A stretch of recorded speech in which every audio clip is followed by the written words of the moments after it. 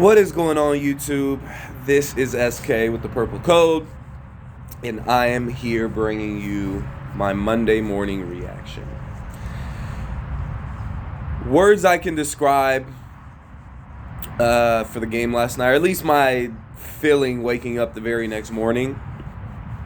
I haven't felt this depressed or hopeless as a Vikings fan since probably the 2017 NFC Championship game. That's how bad it feels to be a Vikings fan right now. And I'm not going to necessarily say it was just because the Dallas Cowboys lost. Obviously, that has a big part to do with it, and it being Cooper Rush. If it was Dak Prescott, we can't sit here and be mad. But on top of that, we don't know where the hell we're going. It seems like we have no direction. I have no idea what kind of team is going to show up against the Ravens next week. I have no idea. I wouldn't be surprised we come out to Baltimore and we give them a hell of a game, and it ends the way it ended last night against the Dallas Cowboys, even with Lamar Jackson. It's just very frustrating. Very, very frustrating when you have the talent on this team that we do, and it's obvious time and time again that at least the play calling was atrocious. Now, to begin the game with, I'll be the first to tell you, I like the play calling to start the game. And I've liked the play calling to start the game in probably 6 of our 7 games. Now, with that being said, we got to look at Clint Kubiak, and we'll get to Mike Zimmer later. Actually, before we get to this coaching staff, we do have a bit of breaking news. Danielle Hunter is feared to have a torn pectoral muscle, which will be a season-ending injury. Nothing is confirmed yet. They're still performing MRIs, but like I said, the Minnesota Vikings do fear that Danielle Hunter does have a torn pectoral muscle.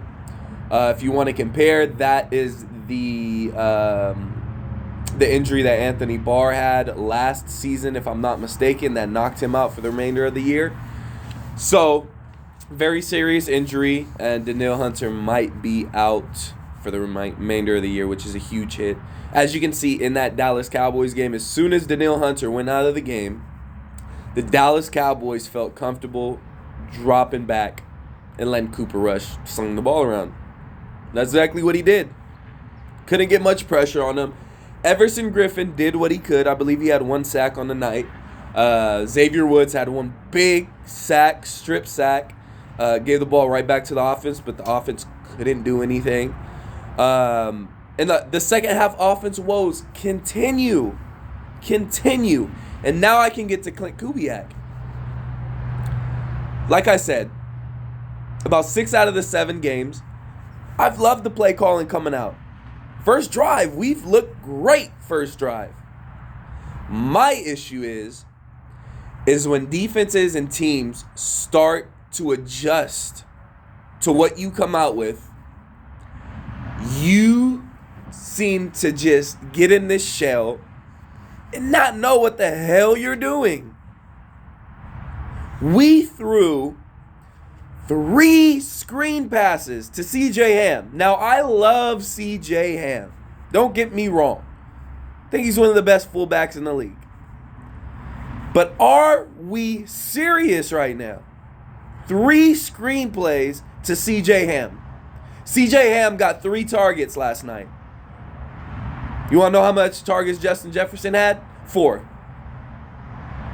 That's an issue to me. How many receptions did Dalvin Cook have last night?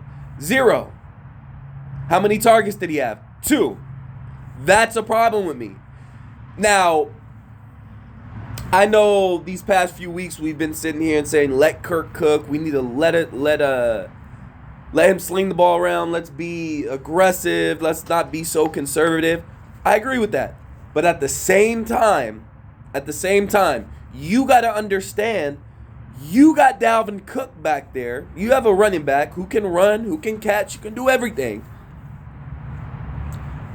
and you only give him 2 targets, but you give CJ Ham 3. That doesn't make sense to me. That doesn't make sense to me. You were one. Let me see. Let me pull up my numbers here. I actually got them in front of me. Unfortunately. Can't stand this man. You're 1 of 13 on 3rd down. 1 of 13 on 3rd down. That's how pitiful your offense is. Clint, this is on you. Now, Kirk Cousins absolutely deserves some of the blame in this. Had a very, very bad game. Terrible game. But everybody else, I can't sit here and put the blame on anybody else besides Clint Kubiak.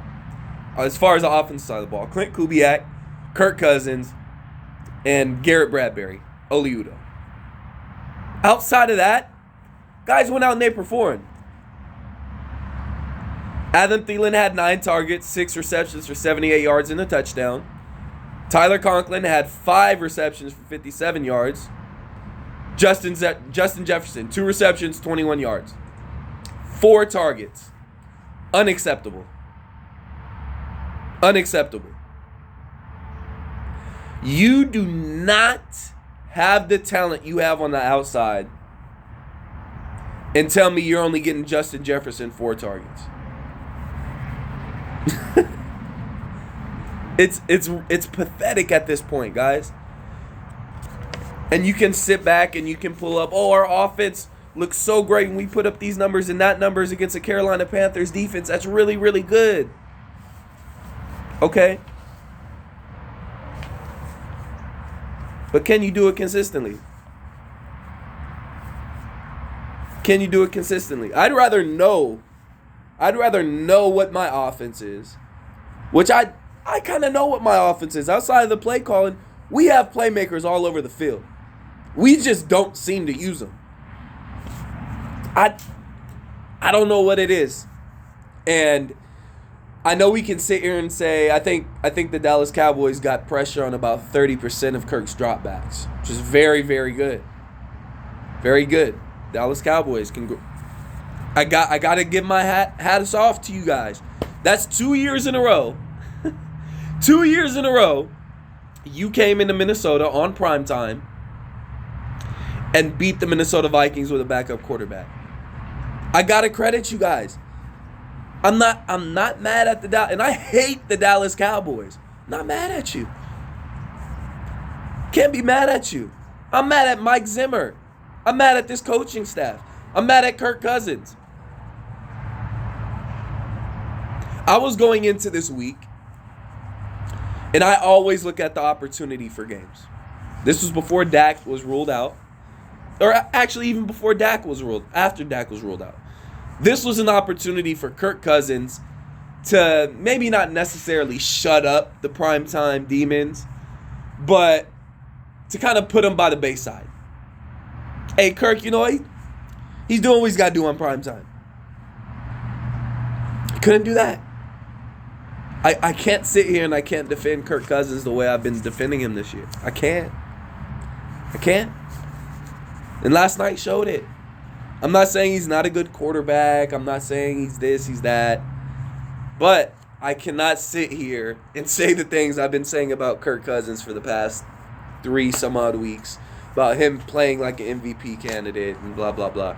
I can't. I got to rescind those statements. Because if you can't get it done on Sunday Night Football against the Dallas Cowboys team who is not 100%, who is missing their starting quarterback, and you only put up 16 points, after your team gets you the ball back multiple times, puts you in good position to put points on the board, and you can only get me 16 points, Kirk, not a good look, man. Not a good look. But I'm mainly looking at Clint Kubiak for that play calling on the offensive side of the ball. Now, that brings me to Zimmer. Oh, Zimmer. Let me take a drink of my drink. Oh, Zimmer. Now, this pains me to talk about Zimmer like this because I've been his biggest supporter. I've loved Mike Zimmer as our coach.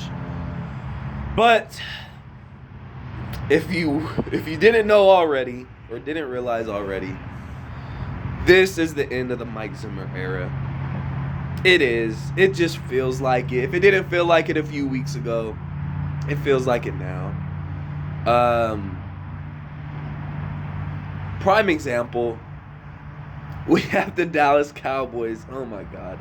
We have the Dallas Cowboys on the 3rd and 16. I believe they're at about the maybe 20, 25-yard line. 3rd and 16. We had called a timeout before the play. Mike Zimmer decides to call another timeout, which is illegal in the NFL to do. You cannot call back-to-back timeouts.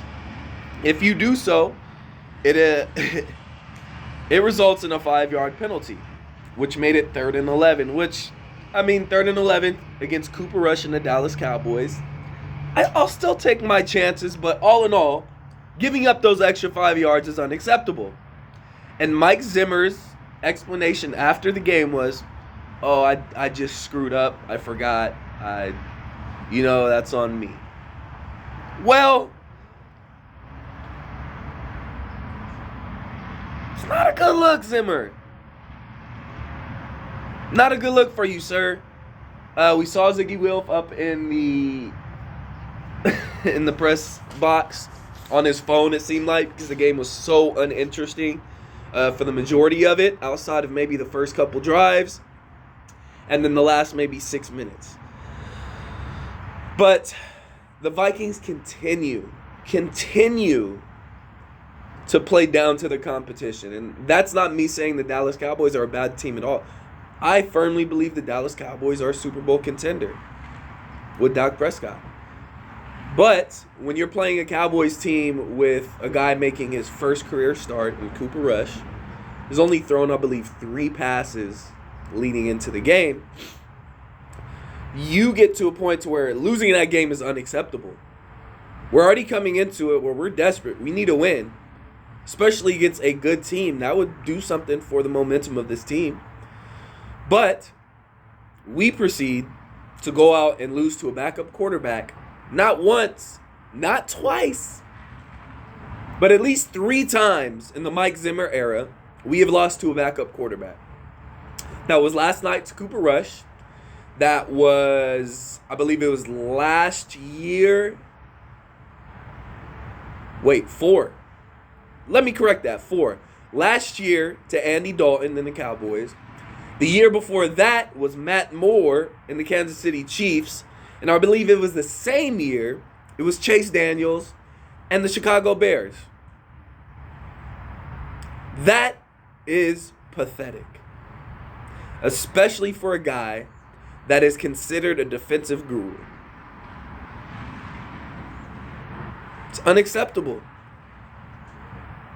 Unacceptable. So, rough night, guys. We are headed to Baltimore this week, which is not going to look very pretty. But like I said, I wouldn't be surprised if we go out there, we make it a game, we make it tough on Baltimore. And it comes down to the last play again, just like it always does for the Minnesota Vikings. So, very, very depressing, hopeless feeling as a Vikings fan this morning. But we still got a game to get ready for next Sunday. So this is my Monday reaction, guys. Thank you for tapping in. I will be back on probably tomorrow. We will be doing a live podcast on Facebook tonight with the whole crew. Be sure to tune in for that. If you don't already, hit that subscribe button, the Purple Code on YouTube. And we're also on Facebook at the Purple Code and on Twitter at the Purple Code 1. This is your boy SK with the Purple Code Monday reaction. Peace.